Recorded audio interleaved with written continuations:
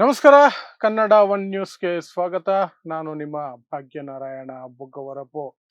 ಇರಾನ್ನಲ್ಲಿ ಇನ್ನೂ ಇಬ್ಬರನ್ನ ಈ ಹಿಂದೆ ಒಂದಷ್ಟು ಜನರನ್ನ ನೇಣಿಗೇರಿಸಲಾಗಿತ್ತು. ಏನಂದ್ರೆ ದೇಶದ್ರೋಹದ ಆರೋಪದಡಿ ಶತ್ರುಗಳ ಜೊತೆ ಕೈ ಜೋಡಿಸಿ, ಅಂದ್ರೆ ಅಮೆರಿಕ ಮತ್ತು ಇಸ್ರೇಲ್ನ ಗುಪ್ತಚರ ಇಲಾಖೆಗಳ ಜೊತೆ ಕೈ ಜೋಡಿಸಿ ಇರಾನ್ ವಿರುದ್ಧ ಕೆಲಸ ಮಾಡಿದ್ದಾರೆ ಅನ್ನುವಂತಹ ಆರೋಪದ ಅಡಿಯಲ್ಲಿ ಸಾಕಷ್ಟು ಜನರನ್ನ ನೇಣಿಗೇರಿಸಲಾಗ್ತಿದೆ. ಅದರಲ್ಲಿ ನಿನ್ನೆ ಮತ್ತಿಬ್ಬರನ್ನ ನೇಣಿಗೇರಿಸಿದ್ದಾರೆ. ಅದರ ಜೊತೆಗೆ ನೂರಾರು ಜನರ ವಿರುದ್ಧ ಒಂದಷ್ಟು ಕ್ರಮಗಳನ್ನು ಸಹ ಕೈಗೊಂಡಿದ್ದಾರೆ. ಏನು ಅಂದ್ರೆ ಅವರ ಆಸ್ತಿಗಳನ್ನ ಮುಟ್ಟುಗೋಲು ಹಾಕೊಳ್ತಾ ಇದ್ದಾರೆ. ಅದರಲ್ಲಿ ಮುಖ್ಯವಾಗಿ ಇರಾನ್ ದೇಶದ ಅತಿ ದೊಡ್ಡ ಫುಟ್ಬಾಲ್ ಪ್ಲೇಯರ್ ಒಬ್ಬರ ಆಸ್ತಿಯನ್ನು ಸಹ ಮುಟ್ಟುಗೋಲು ಹಾಕೊಂಡಿದ್ದಾರೆ. ಯಾಕೆಂದ್ರೆ ಕಳೆದ 2-3 ತಿಂಗಳ ಹಿಂದೆ ನಡೆದಿದ್ದಂತಹ ಇರಾನ್ನಲ್ಲಿ ಏನು ಆಡಳಿತ ವಿರೋಧಿ ಪ್ರತಿಭಟನೆಗಳಿತ್ತು, ಅದಕ್ಕೆ ಬೆಂಬಲವನ್ನ ಸೂಚಿಸಿದ್ದರು ಆ ಫುಟ್ಬಾಲರ್.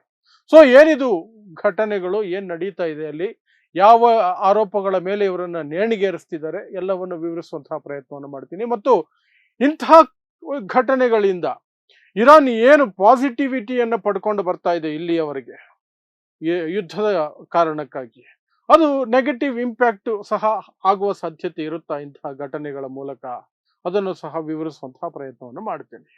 ಸೊ ನಾನು ಹೇಳದಂಗೆ ಇಬ್ಬರನ್ನ ನೇಣಿಗೇರಿಸಿದ್ದಾರೆ. ಆ ಇಬ್ಬರನ್ನ ಪೀಪಲ್ಸ್ ಮುಜಾಹಿದ್ದೀನ್ ಆಫ್ ಇರಾನ್ ಅನ್ನುವಂತಹ ಸಂಘಟನೆಗೆ ಸಂಬಂಧಪಟ್ಟವರು ಅಂತ ಅವರ ಮೇಲೆ ಆರೋಪ ಇರುವಂತಹದ್ದು, ಅಥವಾ ಆ ಸಂಘಟನೆಯವರು ಅಂತ ಇರಾನ್ ಹೇಳ್ಕೊಂಡಿದೆ. ಅವರು ಶತ್ರು ರಾಷ್ಟ್ರಗಳ ಜೊತೆ ಸೇರ್ಕೊಂಡು, ಅಂದ್ರೆ ಅಮೆರಿಕದ ಏನು ಅವರ ಗುಪ್ತಚರ ಇಲಾಖೆ ಏನಿದೆ, FBI ಮತ್ತು ಮೊಸಾದ್, ಇಸ್ರೇಲ್ನ ಗುಪ್ತಚರ ಇಲಾಖೆ ಮೊಸಾದ್, ಅವುಗಳ ಜೊತೆ ಸೇರ್ಕೊಂಡು ಇರಾನ್ನಲ್ಲಿ ಒಂದಷ್ಟು ವಿಧ್ವಂಸಕ ಕೃತ್ಯಗಳನ್ನು ನಡೆಸೋದಕ್ಕೆ ಸಿದ್ಧತೆಗಳನ್ನು ಮಾಡಿಕೊಂಡಿದ್ರು. ಅವರೇ ಅಭಿವೃದ್ಧಿಪಡಿಸಿದಂತಹ ರಾಕೆಟ್ಗಳನ್ನ ಉಡಾಯಿಸಿ ಇರಾನ್ನ ಪ್ರಜೆಗಳನ್ನ ಕೊಲ್ಲೋದಕ್ಕೆ, ಇರಾನ್ನಲ್ಲಿರುವಂತಹ ಕೆಲವು ಕಟ್ಟಡಗಳಿಗೆ ಹಾನಿ ಮಾಡೋದಕ್ಕೆ ಅವರೆಲ್ಲರೂ ಸಹ ತಯಾರಿ ನಡೆಸ್ಕೊಂಡಿದ್ರು. ಅದರ ಭಾಗವಾಗಿದ್ರು ಈ ಇಬ್ಬರು ಅಂತ ಹೇಳಿ ಅವರಿಬ್ಬರನ್ನು ಸಹ ನಿನ್ನೆ ಸಾರ್ವಜನಿಕವಾಗಿ ನೇಣಿಗೇರಿಸಿದ್ದಾರೆ ಅನ್ನುವಂತಹ ಸುದ್ದಿಗಳು ಬರ್ತಾ ಇದೆ. ಅದರ ಜೊತೆಗೆ ನೂರಾರು ಜನರ ಬಂಧನಗಳು ಸಹ ಆಗಿದ್ದಾವೆ. ಸಣ್ಣ ಪ್ರಮಾಣದಲ್ಲಾಗಿಲ್ಲ, 100,000ದವರೆಗೆ ಬಂಧನಗಳಾಗಿದ್ದಾವೆ ಅನ್ನುವಂತಹ ಸುದ್ದಿಗಳು ಬರ್ತಾ ಇದೆ. ಸೇಮ್ ಇದೇ ಆರೋಪಗಳು ವಿದೇಶಿ ಶಕ್ತಿಗಳ ಜೊತೆ ಕೈ ಜೋಡಿಸಿರುವಂತಹ ಅಥವಾ ಅವರಿಗೆ ಬೆಂಬಲ ಸೂಚಿಸಿರುವಂತಹ ಆರೋಪಗಳು. ಅದರ ಜೊತೆಗೆ ಸಾಕಷ್ಟು ಜನರ ಆಸ್ತಿಗಳನ್ನ ಮುಟ್ಟುಗೋಲು ಹಾಕಿಕೊಳ್ತಾ ಇದ್ದಾರೆ. ದೇಶದ್ರೋಹದ ವ್ಯಕ್ತಿಗಳು ಇವರೆಲ್ಲ ಇವರ ಆಸ್ತಿಗಳನ್ನ ಮುಟ್ಟುಗೋಲು ಹಾಕೊಳ್ಳಬೇಕು, ಇವರು ದೇಶದ ವಿರುದ್ಧ ಕೆಲಸ ಮಾಡಿದ್ದಾರೆ, ದೇಶದ ಶತ್ರುಗಳ ಜೊತೆ ಕೈ ಜೋಡಿಸಿದ್ದಾರೆ ಅಂತ ಆರೋಪಗಳನ್ನು ಮಾಡಿ ಅವರ ಆಸ್ತಿಗಳನ್ನ ಮುಟ್ಟುಗೋಲು ಹಾಕೊಳ್ತಿದ್ದಾರೆ. ಅದರಲ್ಲಿ ಬಹಳ ದೊಡ್ಡ ಹೆಸರು ಅಂದ್ರೆ ಫುಟ್ಬಾಲರ್, ಇರಾನ್ ದೇಶದ ಫುಟ್ಬಾಲ್ ಆಡುವಂತಹ ಸರ್ದಾರ್ ಅಜ್ಮೌನ್ ಅನ್ನುವಂತಹ ವ್ಯಕ್ತಿಯ ಆಸ್ತಿಯನ್ನ ಮುಟ್ಟುಗೋಲು ಹಾಕೊಂಡಿದ್ದಾರೆ. ಬಂಧನ ಇನ್ನೂ ಆಗಿಲ್ಲ, ಆಸ್ತಿಯನ್ನ ಮಾತ್ರ ಮುಟ್ಟುಗೋಲು ಹಾಕೊಂಡಿದ್ದಾರೆ. ತಂಡದಿಂದ ತೆಗೆದು ಬಿಸಾಕಿದ್ದಾರೆ. ಇರಾನ್ ರಾಷ್ಟ್ರೀಯ ಫುಟ್ಬಾಲ್ ತಂಡದಿಂದ ಅವರನ್ನ ತೆಗೆದು ಹಾಕಿದ್ದಾರೆ. ಪ್ಲಸ್ ಅವರ ಆಸ್ತಿಯನ್ನ ಮುಟ್ಟುಗೋಲು ಹಾಕೊಂಡಿದ್ದಾರೆ. ಅವರ ಮೇಲಿದ್ದಂತಹ ಆರೋಪ ಏನಂದ್ರೆ, ಕಳೆದ 2-3 ತಿಂಗಳ ಹಿಂದೆ ಏನು ಇರಾನ್ನಲ್ಲಿ ಪ್ರತಿಭಟನೆಗಳಾಗಿತ್ತು, ಆಡಳಿತ ವಿರೋಧಿ ಪ್ರತಿಭಟನೆಗಳು, ಅವುಗಳನ್ನ ಬೆಂಬಲಿಸಿ ಇವರು ಒಂದಷ್ಟು ಪೋಸ್ಟ್ಗಳನ್ನ ಹಾಕಿದ್ರು, ಹೇಳಿಕೆಗಳನ್ನ ಕೊಟ್ಟಿದ್ರು ಅನ್ನುವಂಥದ್ದು ಆರೋಪ. ಇರಾನ್ ಪ್ರಕಾರ ಆ ಪ್ರತಿಭಟನೆಗಳನ್ನ ಆಯೋಜಿಸಿದ್ದು, ಮಾಡಿದ್ದು, ಬೀದಿಗೆ ಬಂದಿದ್ದು ಎಲ್ಲರೂ ಸಹ ಅಮೆರಿಕದ ಚೇಲಾಗಳು, ಅಮೆರಿಕದ ಇದರಂತೆ ಅಣತಿಯಂತೆ ಅವರೆಲ್ಲ ನಡ್ಕೊಂಡಿದ್ರು. FBI ಅದರ ಹಿಂದೆ ಇತ್ತು, ಮೊಸಾದ್ ಇತ್ತು. ಇರಾನ್ನಲ್ಲಿರುವಂತಹ ಆಡಳಿತವನ್ನ ಒಂದು ರೀತಿಯಾಗಿ ಶಿಥಿಲಗೊಳಿಸಬೇಕು, ಅದನ್ನ ಏನು ವೀಕ್ ಮಾಡಬೇಕು. ಆ ಕಾರಣಕ್ಕೆ, ಆ ಉದ್ದೇಶದಿಂದ ವಿದೇಶಿ ಶಕ್ತಿಗಳಿಂದ ಫಂಡಿಂಗ್ ಪಡ್ಕೊಂಡು, ವಿದೇಶಿ ಶಕ್ತಿಗಳಿಂದ ಪ್ಲಾನಿಂಗ್ ಪಡ್ಕೊಂಡು ಆ ಎಲ್ಲ ಜನ ಮಾಡಿದ್ರು ಅಂತ ನಿಮಗೆ ನೆನಪಿದ್ರೆ, ಆಗ ಒಂದಷ್ಟು ಶೂಟ್ಔಟ್ ಆಗಿತ್ತು, ಸಿಕ್ಕಾಪಟ್ಟೆ ಸಾವುಗಳಾಗಿದ್ದಾವೆ ಅನ್ನುವಂತಹ ಸುದ್ದಿ ಇದೆ. ಇರಾನ್ ಹೇಳ್ಕೊಂಡಿರೋದು ಕೇವಲ 60-70 ಜನ ಸತ್ತು ಹೋದ್ರು ಶೂಟ್ಔಟ್ ಅಲ್ಲಿ ಅಂತ.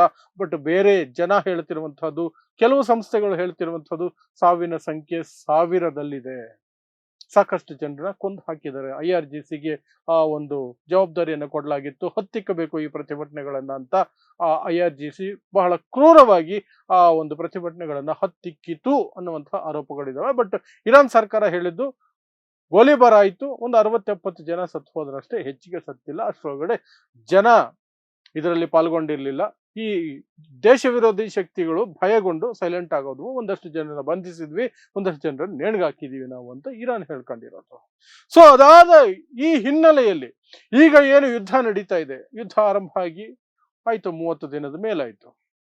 31 ದಿನಗಳ ಈ ಯುದ್ಧದಲ್ಲಿ ಇಲ್ಲಿಯವರೆಗೆ ಅಮೆರಿಕಾಗೆ ಮತ್ತು ಇಸ್ರೇಲ್ಗೆ ನೀರು ಕುಡಿಸ್ತಾ ಇರುವಂತಹ ಇರಾನ್ನ ಧೈರ್ಯವನ್ನ, ಅದರ ಶಕ್ತಿಯನ್ನ, ಅಥವಾ ಅದರ ಪ್ರತಿರೋಧವನ್ನ, ಅದರ ಪ್ರತಿ ದಾಳಿಯನ್ನ ಸಾಕಷ್ಟು ಜನ ಮೆಚ್ಕೊಳ್ತಿದ್ದಾರೆ. ಯಾಕೆಂದ್ರೆ ಅಮೆರಿಕದ ಏನು ದೌರ್ಜನ್ಯ ಭರಿತವಾದಂತಹ ಮನೋಭಾವ ಇದೆ, ಅದರ ನಡವಳಿಕೆ ಇದೆ, ಅದರ ವಿರುದ್ಧ ತಿರುಗಿ ಬೀಳಬೇಕಾದಂತಹ ಅನಿವಾರ್ಯತೆ ಎಷ್ಟೋ ದೇಶಗಳಿಗೆ ಬಂದರೂ ಸಹ ಅವೆಲ್ಲವೂ ಸಹ ಅಲ್ಪ ಮಟ್ಟದ ಪ್ರತಿರೋಧದೊಂದಿಗೇನೆ ನಾಶವಾಗಿ ಹೋಗಿದ್ದಾವೆ. ಅದು ಇರಾಕ್ ಆಗಿರಬಹುದು, ಲಿಬಿಯಾ ಆಗಿರಬಹುದು, ಇನ್ನೂ ಸಾಕಷ್ಟು ದೇಶಗಳು, ಸಿರಿಯಾದಿಂದ ಹಿಡಿದು.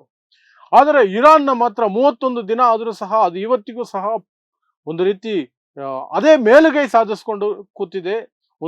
ಯುದ್ಧ ವಿರಾಮವನ್ನ ಮಾಡಿಕೊಳ್ಬೇಕು ಅಂತ ಅಮೆರಿಕ ತವಕಿಸ್ತಾ ಇದೆ. ಇಸ್ರೇಲ್ ಏನು ಮಾಡೋಕ್ಕಾಗ್ದಿರ ಕೈ ಹಿಸ್ಕೊಳ್ತಾ ಇದೆ. ಇನ್ನೊಂದು ಕಡೆ ಇಸ್ರೇಲ್ನಲ್ಲಿ ಏನು ಆಂಟಿ ಮಿಸೈಲ್ ಸಿಸ್ಟಮ್ಗಳಿಲ್ಲ, ಇಂಟರ್ಸೆಪ್ಟರ್ಗಳಿಲ್ಲ, ಖಾಲಿ ಆಗಿದ್ದಾವೆ ಅಂತ ಇರಾನ್ ಹಾಕ್ತಾ ಇರೋ ಪ್ರತಿ ಮಿಸೈಲು ಹೋಗಿ ಇಸ್ರೇಲ್ ಅನ್ನ ನಾಶ ಮಾಡ್ತಿದೆ. ಇಡೀ ಇಸ್ರೇಲ್ ದೇಶದ ಎಲ್ಲ ಪ್ರಜೆಗಳು ಆಲ್ಮೋಸ್ಟ್ ಬಂಕರ್ ಒಳಗಡೆ ಬಚ್ಚಿಟ್ಕೊಂಡು ಬದುಕಬೇಕಾದಂತಹ ಅನಿವಾರ್ಯ ಪರಿಸ್ಥಿತಿ ನಿರ್ಮಾಣ ಆಗಿದೆ. ಸೊ ಈ ವಿಚಾರವಾಗಿ ಇರಾನ್ ಅನ್ನ ಬಹಳ ಹೊಗಳ್ತಾ ಇದ್ದೀವಿ, ಬಹಳ ಹೊಗಳಿಕೆಗಳು ವಿಶ್ವದಾದ್ಯಂತ ಬರ್ತಾ ಇದೆ. ಇರಾನ್ನ ಶಕ್ತಿ, ಅದರ ಮಿಸೈಲ್ ಪವರ್, ಎಲ್ಲದರ ಬಗ್ಗೆಯೂ ಸಹ ಜನ ಮಾತಾಡ್ತಿದ್ದಾರೆ. ಅದರ ನಡುವೆ ಇಂತಹದ್ದೊಂದು ಸುದ್ದಿಗಳು ಬರ್ತಾವಲ್ಲ, ಈ ಸುದ್ದಿಗಳನ್ನ ಅಂತಾರಾಷ್ಟ್ರೀಯ ಮಾಧ್ಯಮಗಳು ಕೆಲವು ಹೇಗೆ ಹೆಡ್ಲೈನ್ಸ್ ಕೊಟ್ಟಿದ್ದಾವೆ ಅಂದ್ರೆ, ಪೊಲಿಟಿಕಲ್ ಅಪೋನೆಂಟ್ಸ್ ಅಥವಾ ಪೊಲಿಟಿಕಲ್ ಪ್ರಿಸನರ್ಸ್, ರಾಜಕೀಯ ಬಂಧಿಗಳು, ರಾಜಕೀಯ ವಿರೋಧಿಗಳು, ಅವರನ್ನ ನೇಣಿಗೆ ಹಾಕ್ತಿದೆ ಇರಾನ್.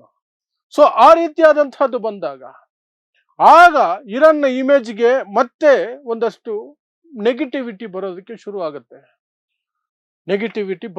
ಆಗುತ್ತೆ. ಸೊ ಇಂತಹ ಸುದ್ದಿಗಳು ಬಂದಾಗ ಇದು ಒಂದು ಚೂರು ಇರಾನ್ ಪರವಾಗಿರುವಂತಹ ಧ್ವನಿಗಳಲ್ಲಿ ಒಂದಷ್ಟು ಏನು ಕಡಿಮೆ ಆಗೋ ಸಾಧ್ಯತೆಗಳಿರ್ತವೆ. ಅಂತಹದ್ದೇ ಇದು ಸುದ್ದಿ ನೇಣಿಗಾಗ್ತಿರುವಂತಹದ್ದು. ಯಾಕಂದ್ರೆ ಸಾಕಷ್ಟು ಜನ ಅವರನ್ನ ಪೊಲಿಟಿಕಲ್ ಪ್ರಿಸನರ್ಸ್ ಅಂತ ಕರೀತಿದ್ದಾರೆ, ರಾಜಕೀಯ ಬಂಧಿಗಳು. ಅವರನ್ನ ರಾಜಕೀಯ ಕಾರಣಕ್ಕಾಗಿ, ರಾಜಕೀಯ ವಿರೋಧಿಗಳು ಅನ್ನೋ ಕಾರಣಕ್ಕಾಗಿ ಅವರನ್ನ ನೇಣಿಗಾಗ್ತಾ ಇದೆ ಇರಾನ್ ಅಂತ. ಸೊ ಆ ರೀತಿಯಾದಂತಹ ಒಂದು ಸಿಚುವೇಶನ್ ಸಹ ಈಗ ಕ್ರಿಯೇಟ್ ಆಗ್ತಿದೆ. ಬಟ್ ಯುದ್ಧದ ಹಿನ್ನೆಲೆಯಲ್ಲಿ ನೋಡಿದಾಗ ಅಮೆರಿಕದಂತಹ ಸಾಮ್ರಾಜ್ಯಶಾಹಿ ಬಂಡವಾಳಶಾಹಿ ಶಕ್ತಿಯ ಮುಂದೆ ಕೆಚ್ಚೆದೆಯಿಂದ ಹೋರಾಡ್ತಾ ಇದೆ. ಹೊರ್ಮುಜ್ ಸ್ಟ್ರೇಟ್ ಅನ್ನು ಬಂದ್ ಮಾಡ್ಕೊಂಡು ಕೂತಿದೆ. ಇನ್ನೊಂದಷ್ಟು ಯಾವುದೋ ಮಂಡೇಡ್ ಅನ್ನುವಂತಹ ಇನ್ನೊಂದು ಜಲಸಂಧಿಯನ್ನು ಸಹ ಬಂದ್ ಮಾಡೋದಕ್ಕೆ ಆ ಕಡೆ ಹೌತೀಸ್ನ ರೆಡಿ ಮಾಡಿ ಇಟ್ಕೊಂಡಿದೆ. ಎಲ್ಲ ದಿಕ್ಕಿನಿಂದಲೂ ಇಸ್ರೇಲ್ಗೆ ದಾಳಿ ಆಗ್ತಿದೆ, ದಾಳಿ ಮಾಡಿಸ್ತಿದೆ, ದಾಳಿಗೆ ಒಳಗಾಗ್ತಿದೆ ಇಸ್ರೇಲ್. ನುಚ್ಚು ನೂರಾಗೋಗಿದೆ ಇಸ್ರೇಲ್. ಒಂದೊಂದು ಸಿಟಿ, ಯಾವ ಸಿಟಿಯೂ ಸಹ ಅದರಿಂದ ಇರಾನ್ನ ದಾಳಿಯಿಂದ ತಪ್ಪಿಸ್ಕೊಳಕ್ಕಾಗಿಲ್ಲ. ಈ ಕಡೆಯಿಂದ ತಪ್ಪಿಸ್ಕೊಂಡ್ರೆ ಆ ಕಡೆ ಹಮಾಸ್ ಸೈಲೆಂಟ್ ಆಗಿದೆ, ಅಷ್ಟೇನು ಮಾಡ್ತಿಲ್ಲ. ಬಟ್ ಹಿಜ್ಬುಲ್ಲಾ ಏನಿದೆ ಅದು ಸಿಕ್ಕಾಪಟ್ಟೆ ದಾಳಿ ನಡೆಸ್ತಾ ಇದೆ. ಈಗ ಹೌತೀಸ್ ಶುರು ಮಾಡ್ಕೊಂಡಿದ್ದಾರೆ ಇಸ್ರೇಲ್ ಮೇಲೆ, ಯೆಮೆನ್ ಕಡೆಯಿಂದ ಮಿಸೈಲ್ಗಳನ್ನ ಹಾಕಿದ್ದಾರೆ.